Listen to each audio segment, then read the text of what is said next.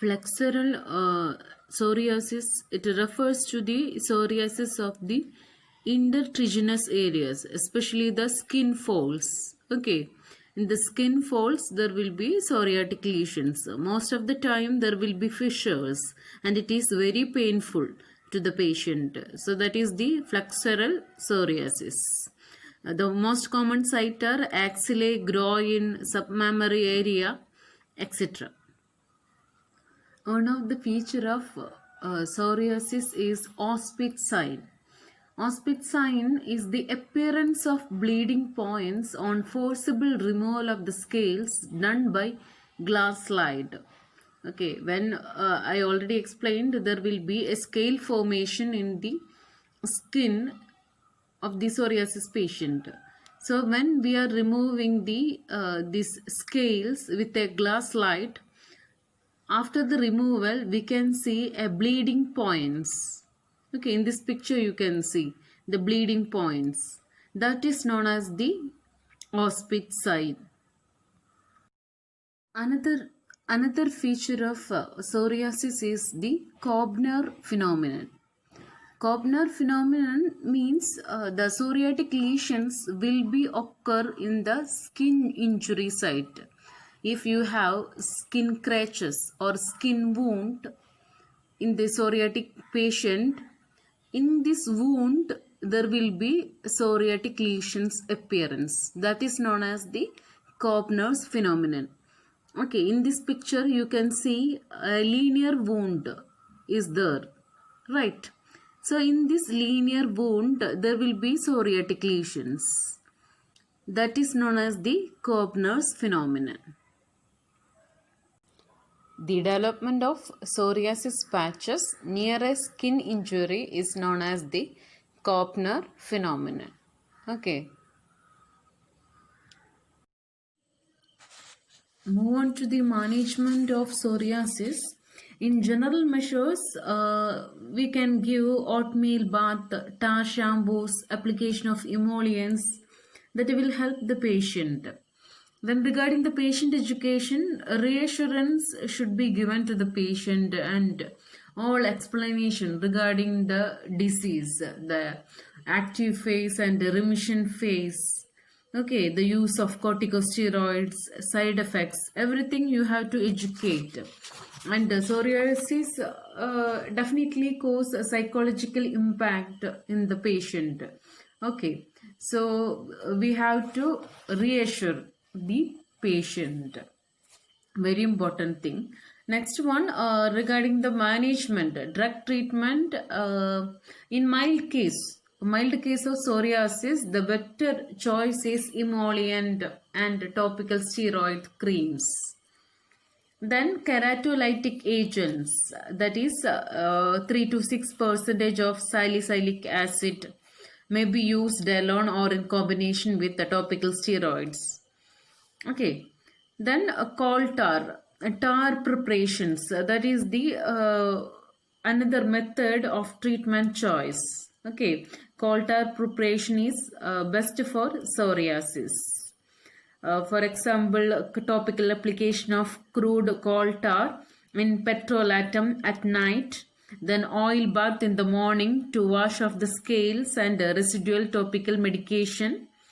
Progressively increase sun exposure after bath to ultimately induce mild erythema. Then another technique is anthralin cream or daily tar bath with gently scrubbing to remove excessive scales. Then ultraviolet therapy. Ultraviolet therapy means application of 0.1% concentration of anthralin in stiff laser paste after light therapy. So that will helps to reduce the scaling. Okay, and it will give a reddish appearance instead of scaling. So these all are the treatment. Another medicine we are giving is vitamin D analogs. Example is calcipotriene. It suppress epidermopoiesis, that is development of epidermal cells, causing sloughing of growing epidermal cells. So all these drugs can be given in mild cases.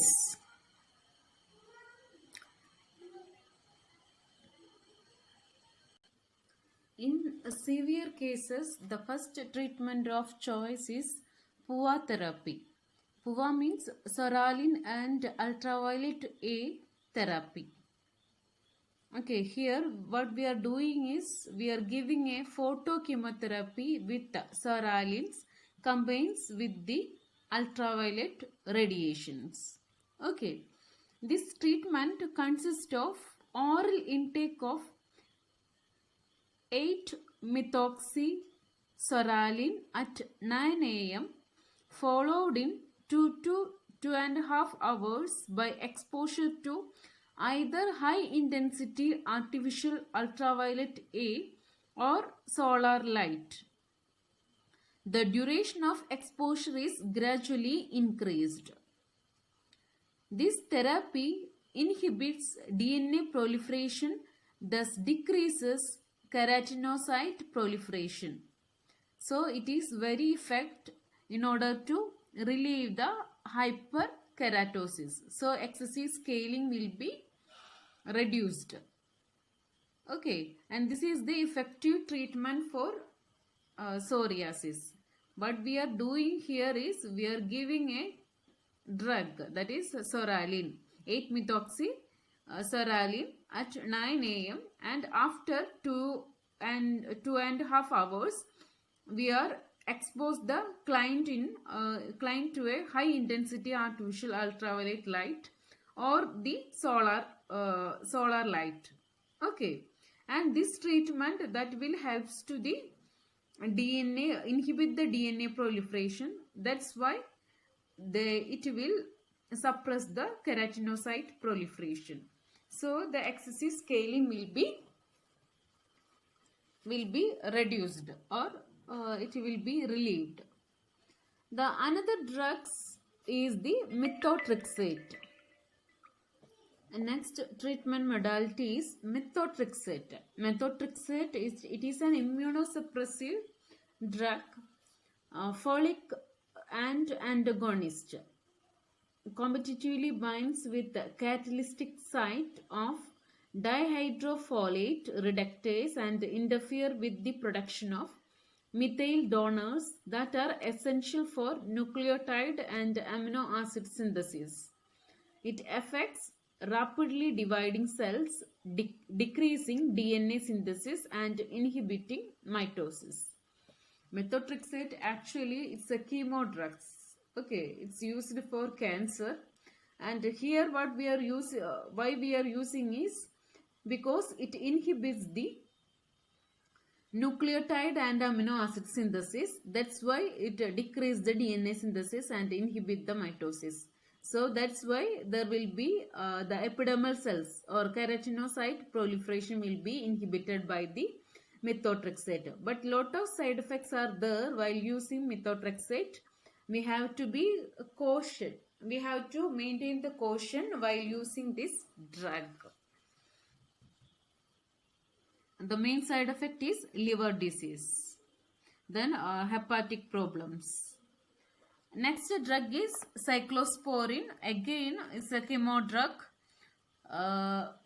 It is an immunosuppressive effect and also used in transplantations. Okay, organ transplantation, we are commonly used drug is cyclosporin, and it is an immunosuppressive agent, and it helps in the clearance of skin lesions. Okay, there will be excessive scales, right? So it will help to clearance of these skin lesions. The exact mechanism is actually unknown, but we are thinking that it acts by immunomodulation of T cell function. Then acitretin, that also increased. One of the side effect is dyslipidemia, nail changes, and liver enzymes function will be changed. And this also will helps to uh, reduce the effect of psoriasis. Okay, so these all are the drug treatment for psoriasis.